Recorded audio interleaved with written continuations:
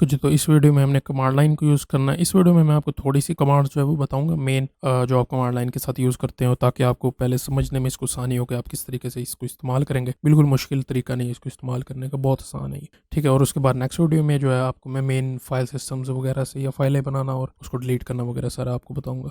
तो सबसे पहले जो है हम एप्लीकेशंस में चलते हैं और यहाँ पर ये जो टास्क बार है इसके अंदर मैं इसको सेटिंग कर लेता हूँ। तो मैं इसको रिमूव फ्रॉम फेवरेट कर लेता हूँ, मुझे ज़रूरत नहीं है इसकी। इस पर राइट क्लिक करके ऐड टू फेवरेट, इधर आ गया। इसके बाद मुझे टर्मिनल भी चाहिए, तो राइट क्लिक करके ऐड टू फेवरेट, तो ये भी इधर आ गया। इधर सेटअप हो गया है, तो मैं टर्मिनल ओपन कर लेता हूँ। इसको मैं यहाँ से आके बड़ा करता हूँ।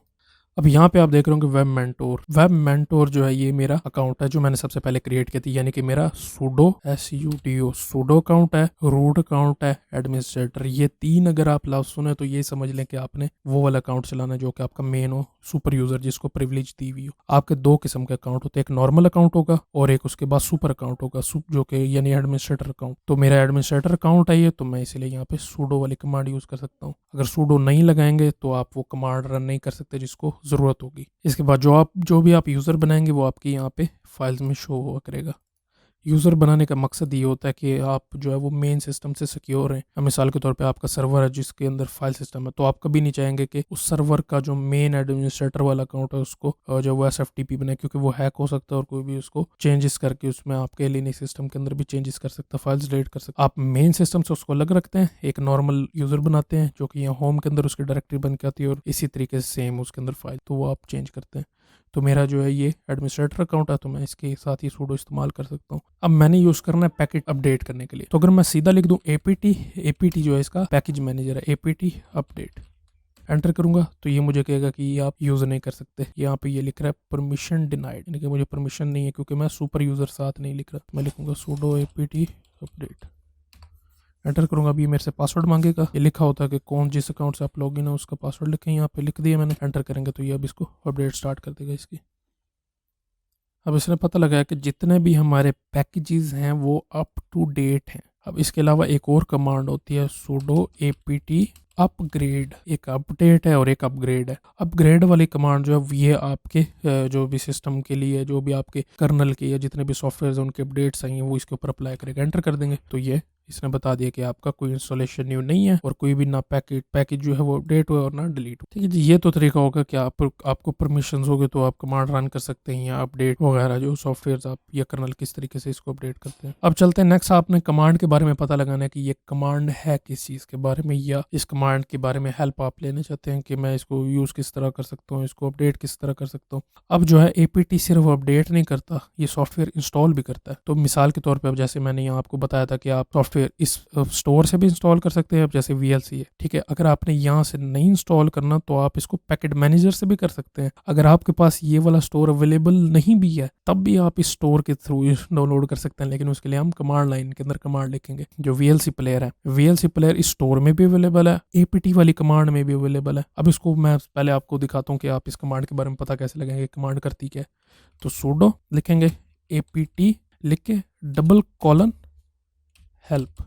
हाइफन हेल्प लिख के एंटर करेंगे। ये अगर इस तरह जो कंट्रोल सी दबा के आप बाहर आ सकते हैं। मेरे से गलती से स्लैश लग गया था, इसको मैं दोबारा ऊपर जाता हूँ। एरो अप और एरो डाउन, इनकी से आप ये कमांड ये देखें ऊपर भी जा सकते हैं आप। तो मैंने ये हेल्प तक करना है, इस पे एंटर करेंगे तो ये आपको इसके बारे में बता देगा, इस कमांड के बारे में। ठीक है, यहाँ से देख सकते हैं कमांड लाइन पैकेज मैनेजर, ये सारे आपको जितने भी इंस्टॉल करना, रिमूव करना, ये देखें update list of available packages, फिर update the system by installing and upgrading packages, जो हमने दो अभी कमांड रन की थी। फुल वाला भी है, फुल वाला भी कर सकते हैं, सेटिस्फाई वाला भी कर सकते हैं। इस तरीके से और भी कमांड्स हैं जिनके बारे में आपने पता लगाना, तो आप आखिर में आप हाइफन हेल्प लिख दें तो उसके बारे में आपको पता लग जाएगा कि आप किस तरीके से उसको शो कराते हैं यहाँ पे। अब जो है वो हमने पैकेज इंस्टॉल करना, तो उसके लिए मैं ये इंस्टॉल की कमांड यूज करूंगा। तो सबसे पहले आ जाते हैं, इसको क्लियर करना चाहते हैं ना आप, ये अभी इतना सारा लिखा हुआ है यहाँ पे, इसको अभी इस तरीके से साफ करना, तो यहाँ पे लिखते हैं क्लियर, चलिए आप एंटर करेंगे सारा साफ हो जाएगा। अब जो है मैंने VLC प्लेयर इंस्टॉल करना है यहाँ से कमांड लाइन से, तो आप लिखेंगे सूडो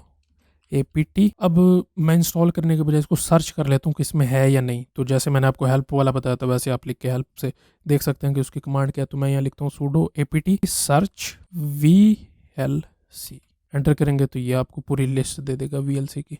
हमने जो है ये देखें ये मल्टीमीडिया प्लेयर एंड स्ट्रीमर, तो हमने ये VLC इंस्टॉल करना है यहाँ से। ये देखें ये पाइथन वगैरह की जितने भी सॉफ्टवेयर हैं ये भी अवेलेबल हैं, ये भी आप कर सकते हैं यहाँ से। तो हमें जो है VLC चाहिए सिंपल, तो मैं इसको क्लियर कर लेता हूँ। यहाँ पे लिखता हूँ sudo apt get, लिखना है अपने लिख लें, नहीं लिखना छोड़ दें, तो मैं आपको लिख के भी दिखा देता हूँ। अब हमने इंस्टॉल करना है तो sudo apt get install VLC enter करेंगे तो ये VLC डाउनलोडिंग स्टार्ट कर देगा और ये कहेगा कि आपसे 284 MB का जो है ये डिस्क स्पेस लेगा, यानी डाउनलोड होगा। तो आप वाई लिख के एंटर कर दें। अब ये जो है VLC प्लेयर को डाउनलोड करना स्टार्ट कर देगा।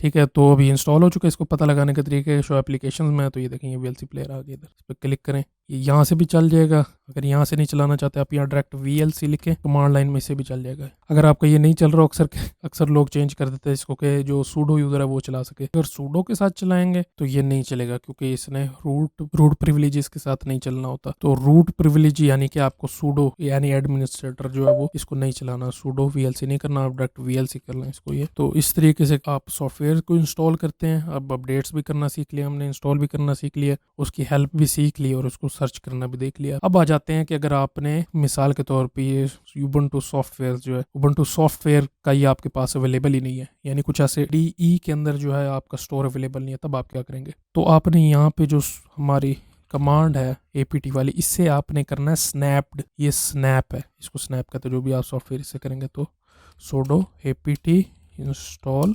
SNAPD, ED नहीं करना, SNAPD एंटर करेंगे और ये कह रहा है कि ये पहले से इंस्टॉल्ड है इधर। ठीक है, अगर आपका इंस्टॉल नहीं होगा तो इंस्टॉल होना शुरू हो जाएगा और ये डेबियन के ऊपर ही इंस्टॉल होगा। ठीक है, अब मिसाल के तौर पे अब जैसे मैंने ब्लेंडर डाउनलोड करना है, क्योंकि मैंने यहाँ पे नहीं किया हुआ, ब्लेंडर डाउनलोड करना है तो मैं स्नैप्ड से भी कर सकता हूँ। अब इसको यूज करने का तरीका यह कि sudo, पहले मैं क्लियर कर देता हूँ, sudo snap install। अब मैंने करना ब्लेंडर BLENDER। ठीक है, अब आपने एक चीज़ देखी होगी, मैंने APT से इंस्टॉल नहीं किया क्योंकि APT में ब्लेंडर नहीं होगा, अगर होगा भी तो मुझे नहीं पता कि है या नहीं। ठीक है, तो मुझे लेकिन ये पता है कि स्नैप के अंदर अवेलेबल है, तो मैंने ब्लेंडर इंस्टॉल करना है। आप Visual Studio कोड करने के लिए भी इसको इस्तेमाल कर सकते हैं। तो आपने लिखना है sudo snap install कोड लिख के Visual Studio कोड आपने करना, तो यूँ लिखना है इसको, कोड हाइफन क्लासिक, तो Visual Studio कोड डाउनलोड हो जाएगा इसके लिए। तो हमने इंस्टॉल करना है ब्लेंडर, तो सबसे पहले मैं यहाँ पे सर्च भी कर लेता हूँ, इसको सर्च ब्लेंडर एंटर करेंगे तो यहाँ पे इसने हमें लिस्ट दे दी है कि ये ब्लेंडर अवेलेबल है डाउनलोड करने के लिए और ये क्लासिक के तौर पे अपने इस्तेमाल करना है इसको। तो मैं अब लिखूंगा sudo apt ने snap install blender double hyphen दे के क्लासिक एंटर करेंगे और ये आप ब्लेंडर डाउनलोड होना शुरू हो गया। अब इसका जो वेरिएंट है वो यहाँ पे आप देख सकते हैं, इसका वेरिएंट है 3.0.1 वेरिएंट होगा, यानी कि 3। और अगर आपने 2 वाला करना है तो आपने यहाँ मैंने ब्लेंडर लिखा है तो ब्लेंडर की जगह ये वाला लिखते हैं ब्लेंडर, तो ये डाउनलोड स्टार्ट हो जाएगा।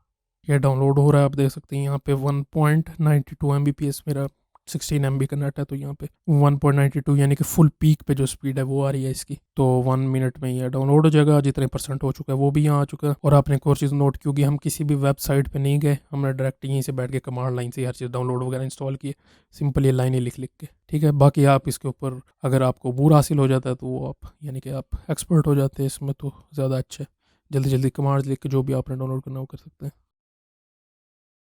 ठीक है जी, तो ये ब्लेंडर हमारा इंस्टॉल हो गया।